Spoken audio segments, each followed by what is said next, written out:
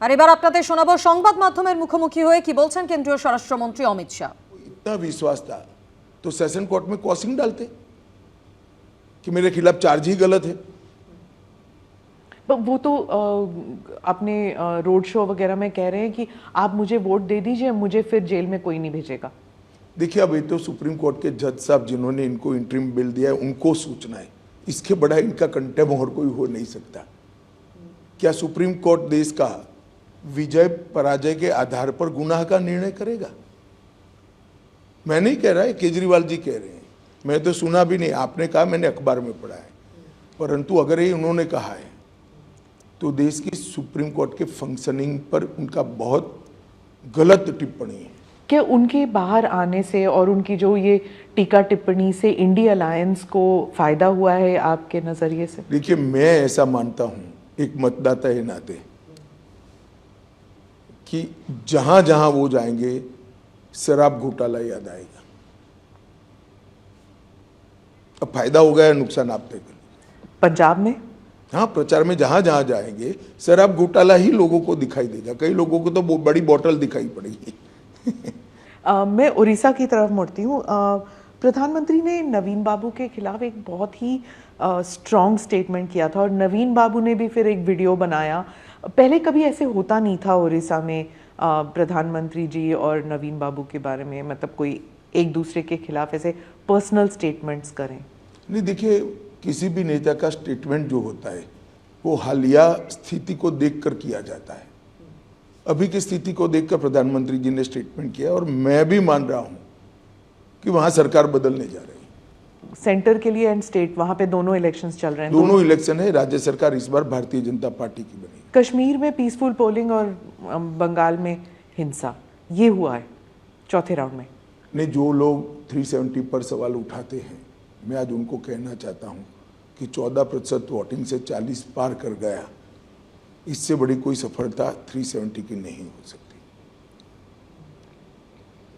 सारे extremist group के नेता आज जाकर पोल करें, वोट किसको देना नहीं देना वो उनका अधिकार है, मगर कम से कम लोकतांत्रिक प्रक्रिया का वो हिस्सा बने।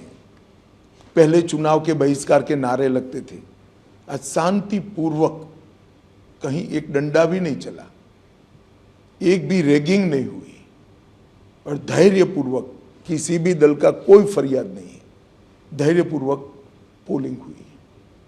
ये बताता है कि बदलाव हुआ है।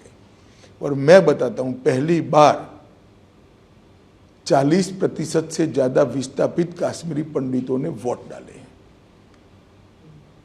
अब तक ये आंकड़ा 3% से ऊपर कभी नहीं गया। पहली बार 40% कश्मीरी पंडित और विस्थापित जो थे उन्होंने वोट डाले। ये बताता है कि एक आत्मविश्वास आया है जनता के अंदर कि नहीं, अब हम डेमोक्रेसी के साथ जा सकते हैं। जब आप परिवारवादी पार्टी के बारे में कह रहे थे, अब एनसी और पीडीपी जो है इनके नेता तो आएंगे ही, जीत कर आएंगे। आपने कहा था कि कश्मीर में ये लोग नहीं आएंगे। मुझे लगता है परिवर्तन होगा। देखिए, ये पूरे इंडिया अलायंस का कैरेक्टर एक प्रकार से कहीं ना कहीं मिला जुला है, इसीलिए इनका एक जमघट बना है।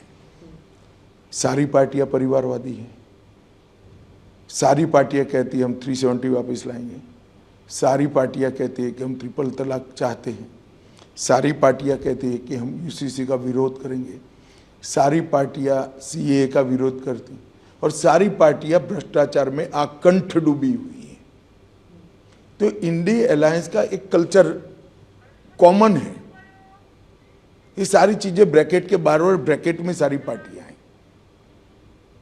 अब देश की जनता ने तय करना है कि 12 लाख करोड़ के घपले घोटाले भ्रष्टाचार करने वाली इंडिया अलायंस चाहिए या जिस पर अभी तक 25 पैसे का भी आरोप नहीं है, 23 साल मुख्यमंत्री प्रधानमंत्री रहते हुए भी ऐसे नरेंद्र मोदी चाहिए।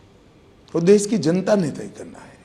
अमित भाई, विदेशी मीडिया जो है वो भी जो राहुल गांधी कहते हैं वही बात उठाती है कि आप 400 का नंबर चाहते हैं, आप डेमोक्रेसी को थ्रॉटल कर रहे हैं। एक मुहिम जैसा विदेशी मीडिया लेके आई है और ममता बनर्जी ने जो कहा नहीं, है आप क्या आज मानती हैं कल कि विदेशी मीडिया के अभिप्रायों पर इस देश के मतदाता ने वोट करना चाहिए?